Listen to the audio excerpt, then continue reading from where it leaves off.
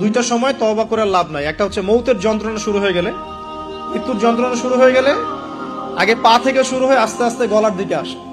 হাদিসে যেমনটা এসেছে, সূরা ওয়াকিয়ার মধ্যেও আছে যে পায়ের দিক থেকে যন্ত্রণা শুরু হয়ে আস্তে আস্তে আস্তে আস্তে এই গলার দিকে আসে, এবং আত্মাটা গলার এখানে যখন চলে আসে, এখান থেকে মালাকুল মউত আত্মাটাকে নিয়ে চলে যায়। এবং চোখ দিয়ে তাকিয়ে থাকে মানুষ। রূহটা চলে গেলে মানুষ চোখ দিয়ে তাকিয়ে থাকে, দেখবেন এই কারণে মৃত ব্যক্তি তাকিয়ে থাকে, চোখ খোলা থাকে।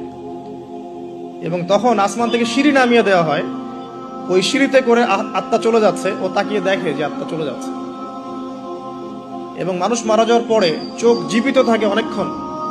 মেডিকেল সায়েন্স যারা পড়েছে তাদেরকে জিজ্ঞাসা করবে, মানুষ ডেড হয়ে গেলেও চোখ দেখবেন আরো কয়েক ঘন্টা, হয়তো আরো নির্দিষ্ট একটা সময় পর্যন্ত চোখটা কিন্তু জীবিত থাকে। এই জন্য চোখ বন্ধ করে দিতে হয়। যাই হোক, যেটা বলছিলাম যে মৌতের যন্ত্রণা শুরু হয়ে গেলে তওবা করে লাভ নাই, তওবার দরজা বন্ধ।